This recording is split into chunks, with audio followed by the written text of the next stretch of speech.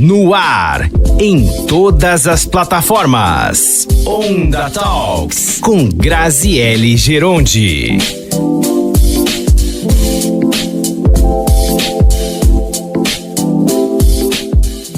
Olá, seja muito bem-vindo a mais um Onda Talks. Já vou começar com os agradecimentos, porque hoje o programa vai ser muito legal, muito interessante e com muitas histórias. Então já vamos começar com os agradecimentos. Agradecendo primeiramente o VP Glamour, que cuida aqui dos meus cabelinhos. Agradecendo também a Multi Entretenimento, se você quer fazer o seu evento. Multi Entretenimento, locação de som, tem banda, cuida aqui da rádio. Tem muita coisa legal e olha, spoiler, vem aí o Festival de Inverno, a gente vai trazer muitas informações e também um grande evento aqui em Limeira acontecendo por aí, viu? Só um spoiler, aguarde. Além desses agradecimentos, eu, claro, quero te convidar. Você pode estar ouvindo a gente no Velho e Bom Radinho, 106,3. Também ouve a gente na Alexa, fala assim pra Alexa, Alexa, tocar Nova Onda Limeira, que você vai ouvir todo o nosso conteúdo, músicas boas, olha, tem um repertório incrível tocando aí durante o dia para você, além de muita informação, muita história boa que a gente traz aqui na nossa programação da Nova Onda Limeira. Te convido também a seguir nas nossas redes sociais. No Instagram, @Nova Onda Limeira. No YouTube, @Nova Onda Limeira. Se inscreva no nosso canal. Nós já somos mais de 1.000 inscritos. Só está aumentando. E eu espero que você siga a gente também. Se inscreva lá no nosso canal e acompanhe os nossos conteúdos. Hoje no Onda Talks, eu vou falar com um colega de profissão e que é uma inspiração para muitos jornalistas, inclusive para mim, viu? É Lucas Martins, repórter do Brasil Urgente. Ele que já trabalhou comigo diretamente na Band Campinas. Eu já fui sua produtora, né, Lucas, em alguns momentos. Exatamente. Ele que... Só não pode dizer há quantos anos, senão vão saber a nossa idade. É melhor não, deixa quieto, né? Já faz bons anos por aí. Ele que já está no Brasil Urgente já também há uns bons anos, com uma boa trajetória e cobrindo casos policiais muito emblemáticos e que, claro, fazem parte da nossa história e que mudam muitas vezes as leis que temos aqui no nosso país. Então, Lucas, muito obrigada por aceitar o meu convite. O Lucas, que hoje está em São Paulo, eu aqui em Limeira, e a gente vai ter esse papo graças à tecnologia. Obrigada, viu, Lucas, por aceitar o meu convite. É isso aí, obrigado eu pelo convite, fiquei muito feliz para poder participar. Uma boa tarde para você, boa tarde para todo mundo que está acompanhando. É muito legal poder contar as histórias, poder falar sobre jornalismo, sobre carreira. Às vezes eu vou em universidade para conversar com estudantes de jornalismo e é falando sobre jornalismo que a gente se dá conta de alguns detalhes da nossa carreira e a gente acaba se empolgando mais com o que a gente faz, porque ao longo dos anos, às vezes a chama vai se apagando, né? Então a gente precisa reforçar essa chama muitas vezes e é bom falar sobre a profissão, falar sobre o trabalho, falar sobre aquilo que a gente vive no dia a dia. E até porque as pessoas não sabem, mas o jornalismo não é uma profissão fácil. Às vezes, eu brinco muito. Às vezes a pessoa assiste a gente na TV e fala assim, nossa, que profissão fácil. Olha, só fala 3 minutinhos e acabou. Né? Mal sabe o tempo que a gente leva produzindo uma reportagem. E aí eu já começo te perguntando, Lucas, como é que você decidiu ser jornalista e decidiu entrar nessa profissão tão maluca? Olha, que loucura, eu costumo dizer que não foi bem eu que decidi, o jornalismo acabou decidindo por mim. Eu jogava futebol, joguei futebol ao longo da minha infância, adolescência, como muitos jovens, eu sonhava em ser um jogador de futebol, joguei no Santos, na Portuguesa Santista, cheguei a profissionalizar, não atuei como profissional, mas eu fazia parte do grupo profissional da Portuguesa Santista. E natural, quando eu deixei o esporte, seria enveredar pela educação física. E fiz o vestibular para educação física, mas ali eu namorava na ocasião com uma jornalista. E ali eu falei, vou fazer o vestibular também de jornalismo, estava fazendo alguns vestibulares e fiz o vestibular de jornalismo. E era uma situação, uma época muito difícil, trabalhava para tentar pagar ali a inscrição, as mensalidades. Eu acabei fazendo a inscrição primeiro em Educação Física e depois saiu o resultado de jornalismo, que eu entrei também. E naquele momento, a faculdade de jornalismo era mais barata, era mais fácil de pagar. Então foi assim que eu caí no jornalismo, meio que por acaso, mas me apaixonei na primeira aula. Na primeira aula eu tinha um professor chamado Dirceu Fernandes Lopes, saudoso Dirceu, e ele saiu perguntando para todo mundo: o que é ser jornalista para você? O que é ser jornalista para você? Uns diziam: é saber escrever, é saber falar, é saber contar histórias, é conseguir apurar uma história. Ele falou: olha, ele foi marcando na lousa, ele falou: é tudo isso que vocês falaram, mas é principalmente ter a capacidade de se indignar. E aquilo ficou marcado na minha cabeça, eu saí empolgadíssimo da aula. Eu acho que naquele momento eu já me tornei um jornalista no sentido de que o bichinho me mordeu. Ô Lucas, e nesse tempo todo, você que começou no futebol, tentou ser jogador, não foi, saiu do futebol, foi pro jornalismo, mas você quando entrou na faculdade, você já pensava que ia ser jornalista policial, Lucas? Não. Eu costumo dizer que nada do que aconteceu na minha carreira, de fato, eu decidi. O cavalo vai passando selado e a gente vai montando nele. Eu comecei no terceiro ano de faculdade, eu entrei no Diário do Litoral lá em Santos. No Diário do Litoral eu fazia esportes, fazia sindical e fazia geral. Fazia as três coisas.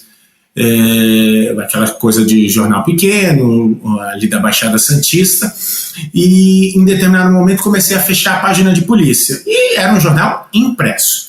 Em determinado momento, a gente está falando de 2004 mais ou menos, o dono do jornal, Sérgio Souza, teve a ideia de fazer uma televisão pela internet. Hoje é uma coisa extremamente simples. Naquela época era a novidade da novidade da novidade. Tinha uma única experiência no Brasil, que era uma TV institucional, que era do Bradesco na ocasião.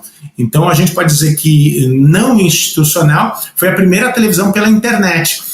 E ele criou esse produto, que era inteiro ao vivo, porque você reduz o custo de produção, então era uma programação ao vivo de ponta a ponta, e eu fazia ali o programa de esportes, eu apresentava e fazia a reportagem do programa de esportes.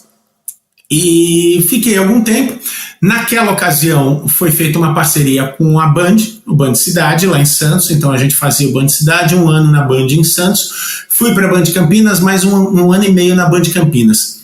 E estava numa ocasião com Pedro Sardelli, você conhece bem. A gente estava passando num ponto lá do Jardim Campos Elíseos, houve um tiroteio. Eu praticamente não fazia reportagem policial nessa ocasião. Eu fazia mais política, geral, cidades. E a gente ouviu um tiroteio. Pá, pá, pá, pá, pá. A gente esperou acalmar e a gente foi ver o que era. Um homem invadiu a casa de uma caixa de supermercado. Ela com os 3 filhos foram mantidos reféns. Foram, salvo engano, 92 horas de cárcere. Eu fui o primeiro repórter a chegar e naquela ocasião já comecei a entrar ao vivo para a rádio. No Grupo Bandeirantes há um trabalho em conjunto das rádios e da TV. Comecei a entrar ao vivo para as rádios e na sequência chegou o link e comecei a entrar ao vivo para a Band Campinas e também para a Band São Paulo com o Datena na ocasião, que era o apresentador do Brasil Urgente, e ali eu fiquei ao vivo aquele tempo todo. E eu não queria ir para casa. Eu trabalhava de manhã cedinho, ficava até o arroz secar, como a gente se refere no jornalismo, até o final dos programas, até o final do Jornal da Band, e aí tinha que ir embora, mas eu achava que aquele desfecho podia acontecer a qualquer momento. E eu ia perder, eu tô aqui esse tempo todo e na hora que for libertar essas pessoas eu não vou estar aqui. E fiquei brigando para continuar lá, às vezes eu saía de lá meia-noite e pouco, dava 5 da manhã, eu estava de volta. E fiquei até o final. Naquela ocasião, o desfecho, quando primeiro uma criança foi libertada, depois outra criança, aí houve um tiroteio, a polícia invadiu. Foi a maior audiência da história do Jornal da Band, uma das maiores audiências da história do Brasil Gente, números altíssimos. E eu estava lá. E naquela ocasião, o Datena foi quem pediu. Eu quero aquele moleque de Campinas. E com todo o jeitão do Datena, ele falou, eu quero aquele moleque com cara de bobo de Campinas. O cara de bobo era eu. E ele me convidou, eu fui para São Paulo. E desde então me tornei um repórter policial, também por acaso. E eu já era sua produtora, já era produtora do Grupo Bandeirantes lá naquela época. Se não me falha muito a memória, tem uma história de bastidor aí que você teria tropeçado num fio. Nossa, eu lembro disso, Lucas. No momento do desfecho, nessa passagem do Jornal do Brasil, gente, para o Jornal da Band, foi quando liberta uma criança. Aí liberta uma criança, o coronel estava dando entrevista para a gente, e tiros foram ouvidos no fundo. Era o momento que a polícia estava invadindo lá. E nessa hora, no meio daquela muvuca, eu pisei no cabo da Record e arrancou o cabo da câmera. Então eles saíram do ar por alguns minutos até que isso fosse resolvido. Então, de certa forma, foi sem querer. Eu juro, às vezes o pessoal fala, você fez de propósito. Não, foi sem querer. Eu fiquei desesperado na hora, mas eu tirei a Record do ar, eu pisei no cabo da Record. E na hora me bateu um desespero, era a repórter Silvia Damasceno da Record que estava lá. Aí, inclusive, ajudei a trabalhar, ajudei a puxar cabo lá para recuperar o sinal deles, mas eu tirei a Record do ar bem no momento desse desfecho, que é nesse momento que um boom danado, até aquela ocasião, não sei se teve esse recorde, foi batido, mas era a maior audiência do Jornal da Band na história naquele momento. Foi uma baita de uma história, né, Lucas? Eu lembro bem desse caso. E aí, disso, você foi para São Paulo. E nisso, a gente já começa a colocar aí na lista uma série de crimes que ganharam uma repercussão nacional, assim, gigantesca, né?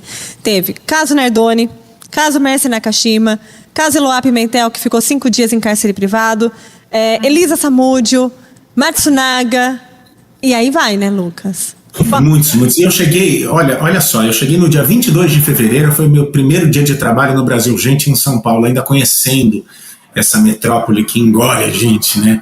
No dia 29 de março, portanto, pouco mais de um mês depois, a Isabela foi jogada do edifício London, lá na zona norte de São Paulo. Eu fui para o local, na ocasião, naquele momento se achou suspeito, mas ninguém imaginava que alguém teria jogado uma criança. O pai chorava, a madrasta chorava, aquele clima de desespero, e aí eles são levados para a delegacia, mas aí eles dizem, as pessoas que ficaram lá trazem a versão deles, de que alguém tinha invadido o apartamento. Aí o negócio, como é que alguém invade um apartamento e joga uma criança de 6 anos pela janela? Então aquilo fica um mistério muito grande. Num primeiro momento ninguém suspeita do pai e da madrasta, mas foi uma cobertura policial. Você citou aí vários casos nos quais eu trabalhei, várias coberturas nas quais eu trabalhei, mas eu acho que nenhuma delas teve a intensidade que teve o caso Isabela Nardoni. Eu lembro que teve um depoimento da Ana Carolina Jatobá, a madrasta, no 9º DP, na zona norte de São Paulo. Em determinado momento, por curiosidade, a gente começou a contar as equipes das televisões, sem contar das rádios. Naquele momento, nós da Band estávamos com 9 equipes no local. 9 repórteres cobrindo um único depoimento. Normalmente, um repórter só. A gente estava com 9. A Globo, entre todos os programas, estava na época, não vou lembrar os números exatamente, mas eu lembro que a Globo estava com um número bem alto, 12 ou 13 repórteres. A Record tinha mais do que todos, estava com 16 ou 17. Aí você tinha, mesmo das TVs que não costumam cobrir com muita intensidade a polícia, então você tinha lá 6, 7 da Gazeta, 8, 9 da Cultura, da Rede TV, muitos também, do SBT, muitos também. E não dava, teve que interditar a rua por causa do depoimento que estava acontecendo dentro da delegacia. E aí do ponto de interdição onde ficava só a imprensa, para fora tinha gente como se fosse torcida de clube de futebol, assim, lotado, talvez centenas de pessoas acompanhando aquilo que estava acontecendo ali dentro. Então eu acho que eu converso com os colegas, eu não fiz Suzane von Richthofen na época do crime, fiz desdobramentos do caso posteriormente, Suzane é de 2002, mas nem Suzane von Richthofen, nem Gil Rugai, nem Matsunaga, nenhum caso teve uma proporção, uma cobertura midiática como teve o caso de Isabela Nardoni. Eu lembro bem desse caso também, Lucas, você já na rua e eu na produção, né? E nesse caso da Isabela Nardoni, que ele mexe, inclusive, até hoje, com toda a população brasileira, foi muito absurdo, né? E o que te marcou nesse caso? O que trouxe a indignação do estudante de jornalismo que começou na faculdade? Qual foi a indignação que te trouxe nesse caso da Isabela Nardoni, Lucas? Olha, eu sou um cara, o pessoal até brinca, me chama de chorão, porque eu choro bastante, às vezes trabalhando, eu me emociono bastante, principalmente quando envolve criança. Quando envolve criança, me pega. E aí, eu estava começando como um repórter policial, eu fazia coberturas de crimes, mas eventualmente, naquele momento, focado totalmente na reportagem policial. E era uma criança que estava envolvida. Mas, fazendo análises do que foi esse caso, Grazi, eu lembro que, na ocasião, o Rodrigo Hidalgo, também repórter nosso da Band, repórter do Jornal da Band, ele fez uma reportagem mostrando, naquele período de 3, 4 meses, crianças que foram jogadas de prédios, de apartamentos ao longo de todo o Brasil, naquela ocasião, que não tiveram, casos que não tiveram a repercussão que teve Isabela Nardoni. Então, vários estudos foram feitos para tentar entender por que esse caso teve mais espaço midiático do que outros casos brutais que, infelizmente, acontecem sempre com crianças, acontecem com uma frequência horrorosa com crianças. Então, primeiro, você tem a violência contra uma menina indefesa, partindo de quem deveria proteger. Mas as pessoas acompanhavam esse caso como se fosse uma novela. Às vezes a gente ficava se perguntando, se a gente mudasse de assunto, então vamos mudar de assunto, porque são meses só falando sobre isso de ponta a ponta, no caso do Brasil Gente, um jornal de 3h30, mas a gente está falando de Globo, de Record, de ponta a ponta os jornais falando de Isabela Nardoni. E as pessoas acabavam acompanhando esse caso como se fosse uma novela. Então você tinha um pai que tinha pouco expressivo, eu estou falando de personalidade daquilo que as pessoas viam em casa, um pai pouco expressivo, uma madrasta que ela tinha um olhar mal encarado, então a madrasta má, o pai dele, o Antônio Nardoni, um cara que foi apontado como mafioso por envolvimento com crime, isso nunca ficou provado, mas ele tinha esse perfil do mafiosão, enfim. Então você tinha vários elementos. A mãe, Ana Carolina, que hoje é vereadora aqui na cidade de São Paulo, ela sempre foi muito meiga, ela tem esse aspecto, eu diria, angelical. Isso acabou criando essa dualidade do bom e do mal, que nesse caso estava muito bem colocado, mas as pessoas acabavam acompanhando esse caso como se fosse uma novela.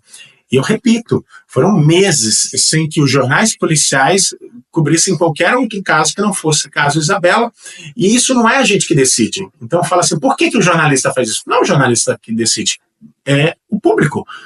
Se você muda de tema e o público muda de canal, então fala assim, vocês estão fazendo pela audiência. Não, é porque quem decide é o público. Não sou eu, do alto da minha arrogância como jornalista, que vou decidir o que as pessoas têm que assistir. É as pessoas que decidem. E a gente tem que obedecer, de certa forma, quando a gente obedece o fluxo da audiência. A gente entrega aquilo que o público quer, né, Lucas? A gente não inventa as coisas, a gente entrega aquilo que o público quer, né?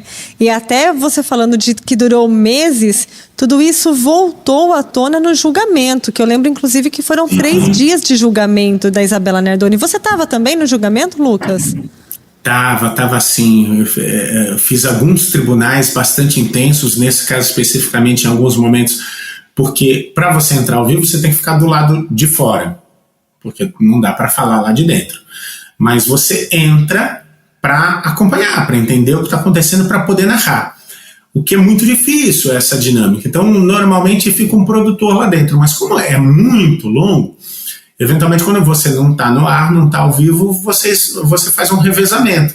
Então eu entrei em alguns momentos, aí você tem, para não ficar um entra e sai muito grande, não atrapalhar a dinâmica do julgamento, então tem momentos certos em que você pode entrar e que você pode sair. Mas eu acompanhei esse caso, as pessoas também acompanharam com muita intensidade o julgamento. A gente teve o julgamento de Misael Bispo, a gente vai lembrar, ele matou a Mércia Nakashima, então ex-namorada dele, e o julgamento dele foi transmitido, foi o primeiro julgamento aqui no Brasil a ser transmitido. Então o juiz permitiu, as TVs formaram um pool, né? E foi a Band o sinal que foi cedido para toda, então era uma única câmera do lado de dentro, que era uma câmera da Band, e esse sinal era distribuído para todas as emissoras e para todas as emissoras que tivessem o interesse de fazer essa transmissão. Com um detalhe, a gente está falando anterior à internet que a gente tem hoje, então não tinha transmissão pelo YouTube e tudo mais. Eu não sei como funcionaria nos dias de hoje, porque naquela ocasião a gente distribuiu para todas as emissoras, todo mundo que fez o pedido para participar do pool recebeu esse sinal. Não sei como seria hoje, porque hoje a gente tem uma realidade muito diferente, principalmente com o YouTube, as próprias TVs que têm o seu próprio canal na internet, os streams, né? Você tem o Globoplay, Bandplay, o Play Plus da Record, o SBT Plus também. Então não sei como seria essa transmissão, mas foi naquela ocasião um experimento até, que foi a exibição desse julgamento em tempo real. E o julgamento do Misael, ele foi antes do da Isabela, do Alexandre Nardoni, na verdade, né? Alexandre Nardoni e Ana Carolina Jatobá, que foram os responsáveis pela morte da Isabela, não foi? Ou foi depois? Agora eu acho que foi depois. Eu tenho a impressão que foi depois, mas também não tenho certeza. Agora seria só uma pesquisa. Eu participei dos dois na ocasião, fiz Gil Rugai. Eu não estava aqui na ocasião do crime, mas eu participei do julgamento do Gil Rugai, enfim, todos esses casos. E a gente quer ver o desfecho justamente porque às vezes dá a impressão para as pessoas que estão em casa acompanhando um caso policial, prendeu, então resolveu, está tudo resolvido. Mas não é assim. Se a investigação não tiver sido feita, se os elementos não tiverem como prova dentro dos autos, esse cara vai ser solto. Então, às vezes, há uma pressa muito grande das pessoas. Tem que prender logo, mas às vezes prende rápido demais e não mantém na cadeia. O cara. Então, por isso que é importante a gente ter um pouquinho de paciência com a investigação policial. Às vezes, eu costumo dizer que o delegado bom para a sociedade, às vezes ele não é tão bom para a imprensa. E eu costumo dizer, olha, eventualmente o delegado não tem que dar entrevista. Tem um momento certo de falar para prestar contas à sociedade. Mas, às vezes, eu sou um defensor disso, de que o trabalho policial ele tem que ser divulgado até determinado ponto. Outro dia, a gente estava falando do caso Vitória, que acabou tomando uma grande repercussão. Essa menina que desapareceu foi encontrada morta. Eu vi colegas da imprensa divulgando detalhes da investigação, de como a investigação estava sendo feita e de como ela seria feita dali para frente. E, gente, isso não pode divulgar. Isso é um problema, Lucas, né, Lucas? Lucas, você tem essa informação? Eu falei, eu tenho, mas eu não vou dar. Você está dando munição para o cara. Por exemplo, o Michael. O Michael, ele começou a se armar, pedir para o pessoal postar nas redes sociais, armar uma fuga, esse que foi preso pela morte da Vitória, porque ele estava acompanhando pela imprensa o trabalho policial. Então ele sabia onde a polícia fez e onde ainda faria perícias, ele sabia onde as buscas estavam acontecendo, então ele tentou em algum momento, ou alguém tentou para ele tirar o corpo daquele local e levar para outro ponto, porque ele estava acompanhando pela imprensa. Então o trabalho jornalístico ele tem que ajudar a sociedade nesse caso é ajudar a polícia, e não atrapalhar.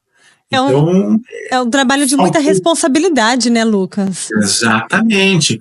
E essa gana, porque a gente eu quero dar uma informação exclusiva. É claro que eu quero. Mas a gente tem que ponderar. Vale a pena? Eu devo fazer isso? Então, depois de alguns anos de carreira, principalmente, a gente aprende que um furo jornalístico aconteceu hoje, amanhã já todo mundo esqueceu. Mas você atrapalhar uma investigação, você pode estar dando a oportunidade para um assassino permanecer em liberdade para sempre. E, eventualmente, esse cara vai matar outras pessoas, fazer outras vítimas, principalmente quando a gente fala de feminicídio, que a gente percebe que é um padrão de comportamento. Então, você divulgar uma notícia que não deve ser divulgada, você dá munição para o cara permanecer em liberdade, para ele não ser condenado, para ele conseguir escapar da polícia e voltar a cometer crimes. Então, o jornalista tem que ter responsabilidade. Então, entre um furo jornalístico e você conseguir, de certa forma, ajudar ou pelo menos não atrapalhar a investigação policial, eu fico com a segunda opção, não tenha dúvida. Ô Lucas, e inclusive falando do papel da imprensa, nós tivemos, por exemplo, o caso Eloá Pimentel, em que eu não vou lembrar agora o nome dele, que ele está preso, inclusive, lá na P2. Lindenberg Alves, ele mesmo. Está preso na penitenciária 2 de Tremembé. Eu acompanhei as saidinhas e eu vi ele saindo nas saidinhas lá. Inclusive, ele, durante o tempo em que ele ficou com a Eloá, e até mesmo a Nayara, no cárcere privado, que durou 5 dias, ele assistia a televisão e ele acompanhava tudo o que estava sendo dito pela imprensa e muitas vezes ele decidia o que fazer com a Eloá e com a Nayara. Não era isso, Lucas? Esse caso foi um show de horrores. Em determinado momento, houve um pedido da polícia para a gente tirar os helicópteros por causa do deslocamento das tropas que estavam se posicionando para poder invadir o apartamento caso fosse necessário. Nós tiramos nosso helicóptero. Outra emissora mostrou aquela movimentação. E aí ele vai para a janela, ele põe a arma e dá um tiro. Acabou não acertando ninguém, eu estava lá, me joguei no chão. Mas porque ele viu a movimentação das tropas pela televisão. Esse cara atendeu o telefone e deu entrevista para uma série de pessoas. Até hoje isso se discute. A primeira foi a Rede TV com a Sônia Abrão, foi o Guerra que ligou, conseguiu ligar, colocar no ar, foi um furo jornalístico, então conversou com ele ao vivo por telefone, e na sequência várias emissoras. Naquela ocasião, a Band especificamente, uma decisão do próprio Datena foi de não ligar. Todo mundo tinha esse telefone, estava lá. Então era a decisão, ligar ou não ligar. E houve a decisão da Band de não ligar, porque isso ia atrapalhar o trabalho, mas ele conversou com todo mundo por telefone. E depois aquele desfecho que ele liberta a Nayara, que era amiga de Eloá Pimentel, então ela já tinha sido libertada, ela era também refém, ela é libertada. Para as pessoas que não lembram, elas estavam fazendo um trabalho escolar, ele que era ex-namorado da Eloá, ele invade o apartamento e faz as duas reféns. Toda a área cercada, foram 5 dias de negociação. A Nayara já tinha sido libertada, passou por atendimento médico, dormiu em casa com a família. Em determinado momento, ele pede para conversar com a Nayara para libertar a Eloá. E mandam a Nayara de volta lá para dentro. A polícia autorizou, os pais dela autorizaram, uma adolescente, e ela voltou para dentro do apartamento, acabou sendo baleada também. Eloá Pimentel foi morta no momento que a polícia invadiu de maneira atabalhoada. Foi um erro, isso é muito estudado pelo GAT. Hoje o GAT é referência nesse tipo de ação para o mundo inteiro, mas naquela ocasião, no momento que eles foram invadir, eles não sabiam que o Lindenberg tinha colocado uma mesa na frente da porta, então demorou ali cerca de 1 minuto e meio para eles conseguirem entrar no apartamento. Foi o suficiente para ele dar um tiro na Eloá, um tiro mortal na Eloá, e baleou também a Nayara.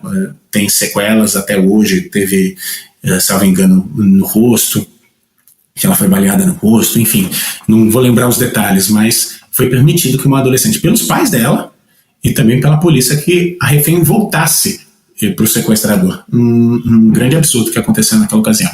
E quando a gente fala, Lucas, de jornalismo policial, essa responsabilidade do jornalista, ela é ainda mais intensa e mais acirrada. Ela deve ser ainda mais levada ao pé da letra, digamos assim, né? Porque é o que a gente estava falando agora, a gente está lidando com vidas, né, Lucas? Exatamente, tem que tomar um cuidado muito grande. Às vezes você revelar o nome de uma vítima, revelar o nome de uma testemunha, mostrar o rosto, ou até o acusado, até que haja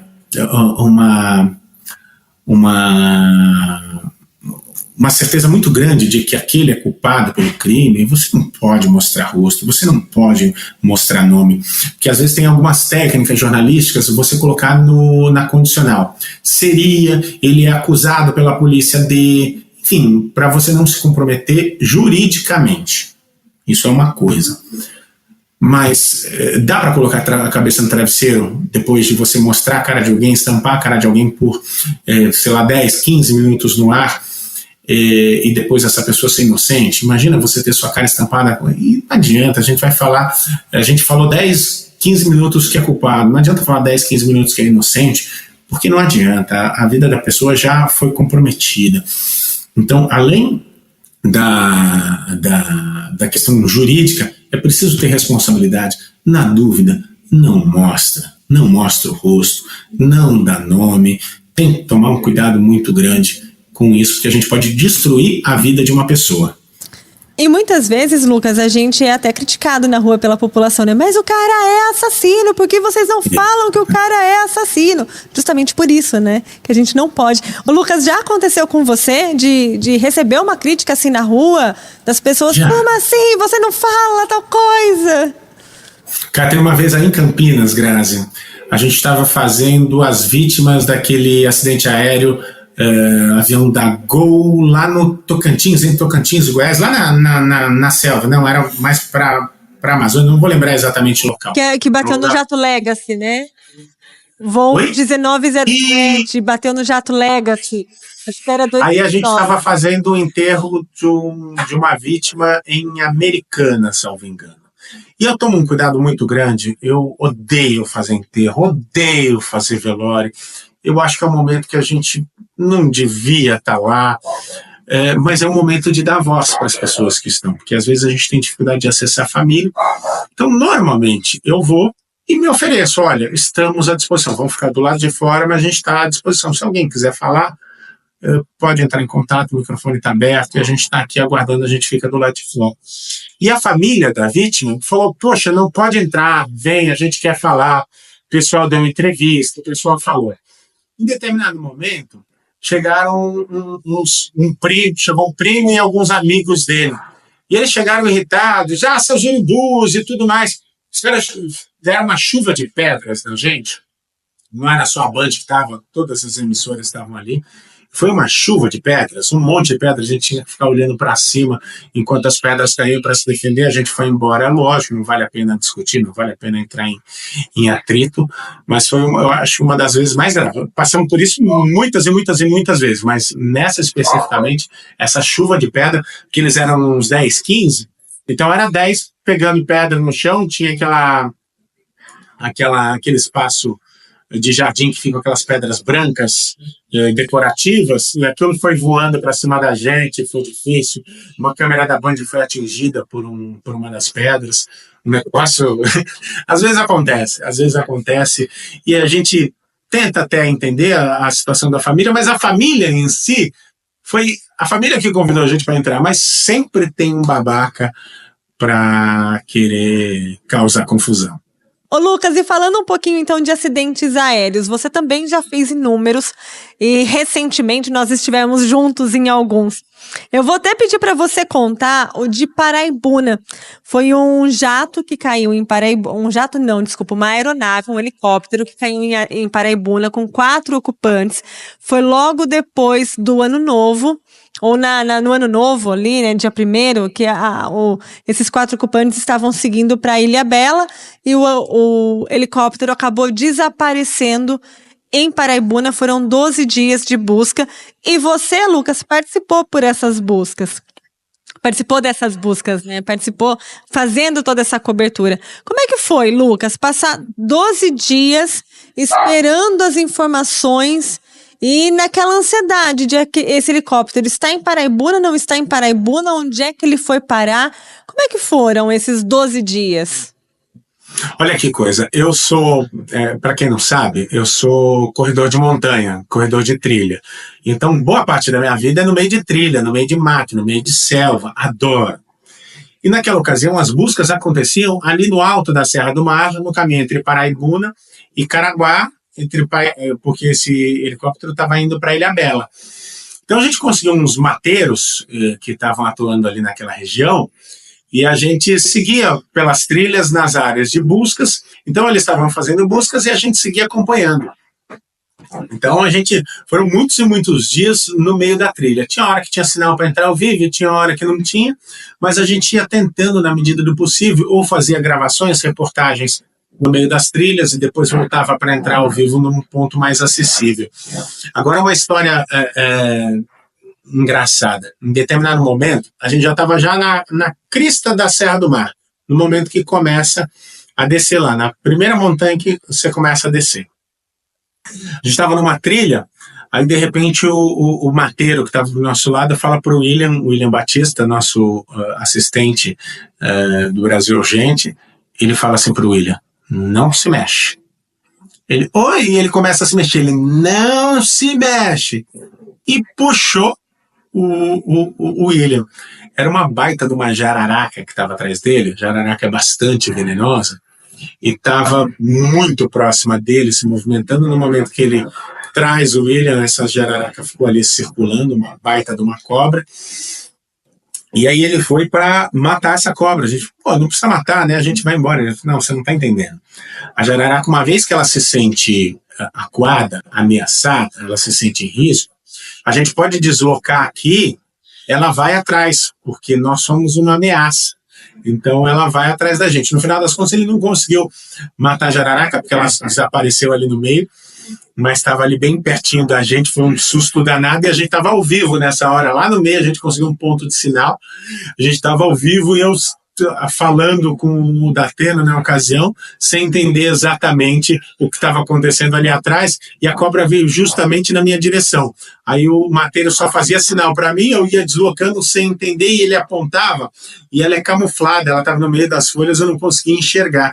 E ela estava muito perto da gente, e foi o momento que a gente deslocou. Quando eu fiquei sabendo depois que era uma jararaca, eu falei: rapaz, você ficou com medo? Eu não vi, como é que eu ia ficar com medo? Mas foi engraçado. Não tem nem como ficar com medo, né? Se não vê a cobra lá ali. Só segue. Ô, Lucas, e logo depois que foi encontrado o helicóptero, você foi até o local do acidente, você chegou até o helicóptero. Qual era o cenário que você encontrou lá? Como que é, Lucas, para um repórter chegar num cenário em que acabou de acontecer uma queda de helicóptero e as vítimas estavam lá? Claro, elas já tinham sido retiradas, mas ainda, né, tinha um pouco daquele resto de pessoas que estavam dentro daquela aeronave.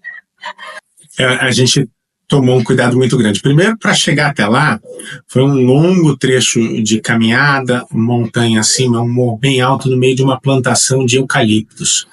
Então, é um lugar de dificílimo acesso e a gente conseguiu chegar lá. Demorou, mas a gente conseguiu chegar. No momento que a gente chega, a gente percebeu que dava sinal de lá. A gente tinha sinal de internet para entrar ao vivo. E aí a gente se aproxima do helicóptero e o cheiro era muito forte. E a gente tem que tomar um cuidado para não mostrar nada que quem está em casa não vá querer ver.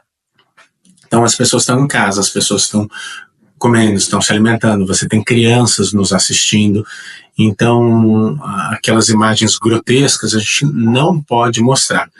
A gente não mostra sangue. Teve uma época que o pessoal falava, é uma referência que se faz ao Diário Popular, da época, lá no começo dos anos 90, se torcer sai sangue. Aí algumas pessoas se referiam assim ao Brasil Urgente, se torcer sai sangue. Jamais entra sangue na tela do Brasil Urgente. Se isso acontecer, é demitido cinegrafista, é demitido editor, não pode sob hipótese alguma. E ao vivo, a gente tem que tomar muito cuidado, porque de repente você está caminhando, você está mostrando um cenário e de repente tem sangue, tem restos mortais, isso não pode aparecer sob hipótese alguma. Quando é numa gravação, a gente grava tudo e depois coloca um blur, que a gente chama aquela mancha, aquele borrão, né? Mas ao vivo não tem como. Então, um cuidado muito grande. E pesa. O clima pesa num lugar como esse. É uma energia muito pesada, porque ali era o local onde pessoas tinham perdido a vida. A gente tem que cuidar até de como a gente se expressa, porque tem gente em casa assistindo, a mãe, a filha, os parentes estão assistindo. Como é que a gente vai se referir a esse corpo, por exemplo? Eu já tive em locais que o corpo estava no local. Como é que eu vou me referir a isso? Que tipo de detalhes eu vou dar? Como é que essas pessoas que estão em casa vão receber? Então, primeiro, detalhes demais são desnecessários. Mas as pessoas estão curiosas em casa, querem saber. Tudo bem, mas a família é mais importante. Então a gente evita detalhes. A gente conta, ali havia restos mortais, havia sangue, o local está destruído, a gente tenta mostrar o helicóptero, porque você dá uma ideia do que foi esse acidente, mas evita ao máximo trazer detalhes que vão, de certa forma, ferir os parentes daquelas vítimas. Mas é pesado, viu, Grazi? É muito pesado o clima. E até porque atrás de um repórter tem um ser humano, né, Lucas? A gente também tem sentimentos, né, quando a gente chega num caso como esse, e querendo ou não, a gente acaba sentindo um pouco da dor daquelas vítimas, né, Lucas? Nesse caso do helicóptero, que foram longos dias de busca, eu lembro até que a gente estava junto na cobertura de quando foi encontrado o helicóptero, aquela dificuldade gigantesca de sinal, uns tinham, outros não tinham, precisava daquela tecnologia. Enfim, esse passou. E tiveram depois outras quedas de aviões, de helicópteros. Qual para você foi a mais difícil de fazer, ou a mais emblemática? Olha, acidentes aéreos são sempre bastante delicados, porque no momento que acontece, você já tem uma ideia de que a possibilidade de sobrevivência é muito pequena. Mas a gente sempre trata as vítimas de maneira... estão vivas. E às vezes a gente vai conversar com familiares e a gente fala um pouquinho do seu familiar, né, do seu pai, da sua mãe, e muitas vezes eu já cometi esse ato falho lá no passado. Hoje a gente sabe que a pessoa está morta e a gente se refere à pessoa no passado, mas até que esse corpo seja resgatado, seja encontrado, essa pessoa está viva. Então a gente tem, como é seu pai? Fala um pouquinho do seu pai, o que ele representa, não o que ele representava para você, o que ele representa para você, porque até que seja oficial, essa pessoa está viva. Isso é um negócio extremamente delicado da gente fazer. E coberturas aéreas normalmente são assim, porque de maneira geral as pessoas estão mortas. É o que a gente tem. Então o sobrevivente é uma exceção. Eu fiz agora aqui na beira da rodovia dos Bandeirantes, ali em Cajamar, caiu também um helicóptero, e foi um caso diferente, em que pessoas foram resgatadas com vida. Então morreram os pais, e a menininha ficou junto com o piloto, passou a noite com o piloto, e de manhã foram resgatados. E eu também estive lá no local. Isso foi um negócio, porque a gente tem que tomar cuidado no momento que a gente se expressa, porque de fato chamou a atenção. Os pais que estavam atrás acabaram morrendo, e o piloto e a menina que estavam na frente sobreviveram, só que a frente do helicóptero ficou completamente destruída. Aí você fica pensando, o que aconteceu? Qual foi a dinâmica desse acidente? E eu lembro que teve um colega que, ao se referir a essa situação, olha, por sorte morreram só os pais e a menina sobreviveu. Eu entendi o que ele quis dizer. Poxa, essa menina sobreviveu, a gente tem que comemorar que ela sobreviveu. Mas quando você coloca, por sorte, morreram só os pais, olha que louco, o cuidado que a gente tem que ter com as palavras. Porque não adianta a gente pensar o que quis dizer, é o que você disse efetivamente. Então é um cuidado muito grande num caso como esse, e ao contrário do que diz aquilo que a gente já espera, ou nesse caso, 2 sobreviventes, o piloto e essa menina, que conseguiram ser resgatados com vida de lá. Lucas, a gente tem muita história para se falar, o tempo já está caminhando, mas tem uma coisa que a gente precisa abordar. Foram as enchentes no Rio Grande do Sul. Você esteve no Rio Grande do Sul, foi uma baita de uma tragédia naquele lugar. Muitas pessoas perderam a vida, eu até anotei aqui, foram 183 mortos e ainda tinham 27 desaparecidos. Nem sei se esses desaparecidos foram realmente localizados. Como é que foi, Lucas? Tá naquele ambiente, naquela situação desesperadora, que era água para tudo quanto é lado, lama para tudo quanto é lado. Como é que foi, Lucas, fazer essa cobertura? Olha, foi uma loucura, porque eu nunca tinha visto um cenário parecido. A gente está acostumado a fazer enchentes aqui em São Paulo, mas um ponto de um bairro, um ponto do outro. Lá era uma área muito grande.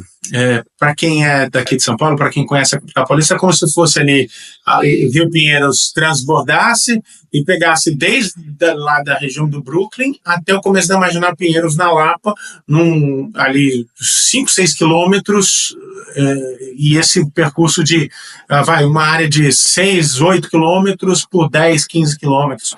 Um negócio louco. E foi uma enchente que atingiu comunidades, áreas mais pobres, mas atingiu regiões mais abastadas, casas grandes. Isso acontecendo na capital, Porto Alegre, e nas cidades ao redor. Um negócio louco, a gente navegava por ruas com casas sobrados ao longo de horas navegando por ali. Então, um troço louco. E lá teve uma característica que já envolve esse cenário político que a gente vive hoje. Uma guerra de narrativas ali de um lado e de outro. Então, você tinha pessoas falando sobre o número de mortos. Estão mentindo o número de mortos, porque tem gente boiando na água, tem mortos para lá, mortos para cá. Teve um tiroteio, morreram 5 ali. E essas cenas não se confirmavam. Eu não sei qual era o intuito de quem criava esses boatos, ou se eram pessoas... Porque às vezes acontece, por exemplo, teve um momento lá que teve um tiroteio perto de como é que chama? Um albergue lá, um ginásio que estava acolhendo pessoas. O que aconteceu no final das contas? Um cara cometeu um crime. O bandido continua sendo bandido mesmo num cenário de enchente. Ele não vai deixar de ser bandido. Então, ele vive disso. E ele vai ser bandido. Esse canalha, ele continua atuando. Ele foi cometer um roubo. Havia uma viatura de polícia militar. 2 disparos foram feitos e esse cara conseguiu escapar. Isso, um cenário de violência urbana, como acontece em todo lugar. E era uma área que não estava alagada. Só que esses tiros aconteceram perto de um centro de acolhimento. As pessoas começaram a correr desesperadamente. Tiros, estão invadindo. No final das contas, todas as emissoras começaram a receber informação de que um albergue tinha sido invadido por criminosos. Tinha reféns lá dentro. Nas redes sociais, isso foi tratado como verdade. E as emissoras, o jornalista profissional, vai lá, vai apurar, vai entender. E você chega lá, invadiram aqui. Tá bom, invadiram. A senhora viu quantos? Quem a senhora viu? Não, eu não vi, mas eles vieram por lá. Não. O que a senhora viu? Não que contaram para a senhora. O que a senhora viu? Ah, não, eu não vi nada. Aí você começa a conversar com outro, e com outro, e com outro, e com outro. Ninguém viu. Na hora que começou o corre-corre, as pessoas começaram a gritar, estão invadindo. Quem estava ali corre também, não vai esperar para ver. Isso se tornou uma verdade. A gente era cobrado na rua, por que a gente não contava a verdade? Vocês estão escondendo a verdade. Vocês são canalhas, mídia vendida. Mas a gente tem que ter responsabilidade com o que a gente faz. Mas isso foi tratado na internet por influenciadores. O que foi de influenciador para lá foi uma enormidade. Eles ficavam lá, estou aqui ajudando. Aí entravam num botinho, fazia meia dúzia de gravações e ia embora. Pegava uma criança no colo de dentro de uma casa que estava sendo resgatada lá, e pegava as crianças, um animalzinho. O que teve de influenciador, e aí eles ouviam alguém falar, não sei onde teve tiro, os caras estavam trabalhando lá para resgatar, bandidos armados atiraram neles, morreram 3. E esse cara, esse influenciador que não é jornalista profissional, que não tem responsabilidade, ele transmitia isso na internet como se fosse uma verdade. Isso tomou conta das redes sociais e a gente tinha que ficar separando. E essas informações chegam para a gente tem que filtrar, e a gente tem que apurar, tem que correr atrás, tem que checar. E boa parte do nosso trabalho lá foi para desmentir bobagens ditas na internet por influenciadores que estavam lá querendo aparecer. Essa questão política, esse bipartidarismo que tem tomado conta nesses últimos anos, Lucas, ele tem atrapalhado muito o trabalho dos jornalistas na rua, não tem? Ah, tem. Primeiro porque o radicalismo, ele é ruim de qualquer maneira. Eu costumo dizer, Nesse momento você tem uma briga entre bolsonaristas e petistas e lulistas. E do lado do Lula dizem que a gente é bolsonarista, do lado do Bolsonaro diz que a gente é petista. Então a gente está fazendo um bom trabalho, porque a gente está fazendo uma cobertura equilibrada, baseada em fatos e sem paixões. Nesse caso parece paixão clubística, né, de time de futebol. Então eu sou santista. Então a favor do Santos é sempre pênalti. Contra o Santos nunca vai ser pênalti. O cara entra armado lá, dá um tiro no atacante, mas não é pênalti de jeito nenhum, porque é contra o meu time. E se o cara soprar perto do meu atacante dentro da área, é pênalti, vai ser pênalti, vou defender isso até o final. E é mais ou menos assim essa situação. E o jornalista, ele tem que apurar a situação, entender a situação, fazer uma análise daquela situação e passar a informação. Quando é alguém que trabalha na área de opinião, dar uma opinião equilibrada. É claro que a visão do fato tem a ver com quem eu sou, com a minha visão de mundo. Isso não tem como fugir disso. Mas o jornalismo, ele tem que dar sempre uma visão equilibrada da situação, com todos os lados, aquilo que a gente aprende, mas sem entrar nessa. E mais do que opinião, às vezes fatos são criados. É um negócio absurdo que se cria de fatos no momento que rede social está bombando, acaba fazendo transmissão de notícias a todo momento. Eu lembro recentemente, na morte da Marília Mendonça, chegou um vídeo da queda do avião. E esse vídeo chegou na nossa redação. E isso eu tenho um orgulho muito grande de trabalhar no Grupo Bandeirantes de Comunicação, porque chegou esse vídeo. Da mesma maneira que chegou para a gente, chegou para todas as emissoras. E as outras emissoras colocaram lá, olha o vídeo da Marília Mendonça, e lá na redação, uma loucura. De repente você tem um vídeo no momento da queda do avião. Conseguiu confirmar? Conseguiu, uma gritaria louca na redação, tentando confirmar se aquele vídeo de fato era da queda do avião da Marília Mendonça. Você sabe bem, Grazi, aquela loucura na redação, porque o concorrente estava dando. E aos poucos as outras emissoras estavam dando, na internet estava bombando em todos os canais de YouTube, canais de informação no Instagram, e bombando, e a Band não deu, até que fosse checado, e quando foi checado, não era. Era um outro acidente aéreo qualquer, em outro lugar, que não tinha nada a ver com o acidente da Marília Mendonça, que afinal caiu num lugar em que não havia câmeras, foi no meio numa cachoeira, e não era. Aí as outras emissoras tiveram que se retratar. Algumas não se retrataram, simplesmente tiraram o vídeo do ar e vida que segue. Mas a Band teve essa responsabilidade. O Grupo Bandeirantes de Comunicação, e não estou aqui puxando sardinha, porque é uma tradição do Grupo Bandeirantes de Comunicação, começou com a Rádio Bandeirantes caminhando para os 90 anos de existência, e a partir da Rádio Bandeirantes, que é a pedra fundamental do grupo, todo o grupo, e nós não demos esse vídeo, fomos uma das poucas emissoras que não deu esse vídeo. No caso Eloá Pimentel, o gabinete ligou para todas as redações matando Eloá Pimentel, e a gente tinha informação da equipe médica que ela permanecia viva por um protocolo. Todas as emissoras mataram Eloá Pimentel, depois tiveram que ressuscitar. Logo na sequência, 5 minutos depois, ressuscitaram Eloá Pimentel, que acabou morrendo algum tempo depois, e o Grupo Bandeirantes de Comunicação não noticiou a morte equivocadamente da Eloá naquela ocasião. Então, é preciso responsabilidade até nesse momento. Com certeza. Lucas, faltam 5 minutos pra gente terminar o programa, e olha, é um papo tão gostoso que eu queria mais 2 horas de papo com você, viu? Só pra gente contar os bastidores de todos esses casos. Mas eu não vou poder encerrar esse programa sem te perguntar do dia que você ficou perdido no meio da mata, Lucas. Você virou a notícia. Como assim você virou a notícia? Impressionante, por todo lugar que eu ando, o pessoal me pergunta, o pessoal comenta, o pessoal brinca, uma bússola.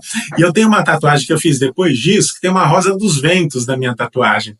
Eu sou corredor de montanha, corredor de trilhas, ultramaratonista trail, então eu estou inscrito agora no final do mês, uma prova de 75 quilômetros, já me inscrevi em uma 110 quilômetros, partindo de Paraty a Cunha, então eu conheço disso, os meus amigos também.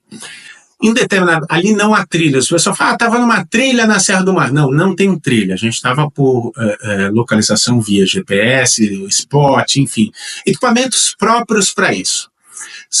O caminho que a gente ia seguir era por dentro de um afluente do Rio dos Macacos, e são vários, assim, um emaranhado de rios. Em determinado momento a gente errou, porque a gente fez um estudo da região e a gente viu, nesse aqui dá para passar. Rapel, para quem não sabe, aquela técnica que você pluga a corda lá em cima e vai descendo pela corda. A gente tinha estrutura e conhecimento para fazer pequenos rapéis, até 8, 10 metros. Não mais do que isso. E a gente escolheu um trajeto que a gente conseguiria fazer esse rapel por dentro do rio com toda a tranquilidade para descer. Em determinado momento a gente cai em outro lugar, aí não dava mais para voltar, porque o rapel você desce, depois você não consegue subir. E a gente, tô no lugar errado, tô no trajeto errado. E ali sim, tinha rapel de 80, 100 metros para fazer, a gente nem tentou, nem passou pela nossa cabeça fazer, porque a gente não tem conhecimento para isso. Então o que você faz? Você começa a subir montanha, romper montanha e descer do outro lado. Romper montanha e descer. Isso tornou a gente mais lento. E eu consegui avisar minha família, os colegas não conseguiram, os amigos não conseguiram avisar a família deles, e elas não tinham contato uma das outras. Então minha mulher ficou tranquila, veio para São Paulo, e as esposas dos outros começaram a ligar para o bombeiro, tudo mais, aquela coisa toda. Quando a gente acordou de manhã, a gente passou a noite, que não estava programado. Quando a gente acordou de manhã, eu falei, vambora, que eu não posso virar notícia, gente. Vambora. A gente começou às 4 da manhã, a gente conseguiu avançar. E chegou uma hora que a gente não conseguia mais avançar, não dava mais para seguir adiante, a gente ficou encalacrado ali, por onde a gente vai. E a gente ia continuar procurando uma forma de descer, porque a gente ia caminhando pela crista da montanha até encontrar um ponto que a gente conseguiria descer. E nessa hora eu vi o helicóptero passando embaixo da gente, assim, a gente estava mais alto do que o helicóptero. Falei, gente, agora é descer e ir para um ponto aberto, que o helicóptero vai voltar para resgatar a gente. Mas como é que você sabe que ele vai voltar? Porque eu já fiz esse tipo de cobertura muitas e muitas vezes, ele vai voltar, ele vai abastecer lá embaixo, na Praia Grande, e vai retornar. E não deu outra, a gente desceu, ficou num ponto visível, numa área do rio, e quando ele passou, visualizou a gente, resgatou. Seria muito difícil continuar descendo sem a ajuda do corpo de bombeiros, e eu tive essa experiência de ser içado, né? Talvez um prédio de 6 andares, então, ou menos, um prédio de 3, 4 andares, aí desce aquela cadeirinha, pega a gente e puxa por helicóptero. Foi uma experiência bem diferente. Normalmente eu estou do lado de lá fazendo a cobertura, dessa vez eu estava ali. Assim que eu cheguei na área em que era sinal, que dava sinal, tinha 1000 ligações, 1000 postagens, eu marcado em 1000 publicações, eu já estava em todos os portais de notícias e na internet, bombando, o pessoal compartilhando, o repórter desaparecido no meio da mata. Foi o dia que eu virei notícia, coisa que a gente nunca quer.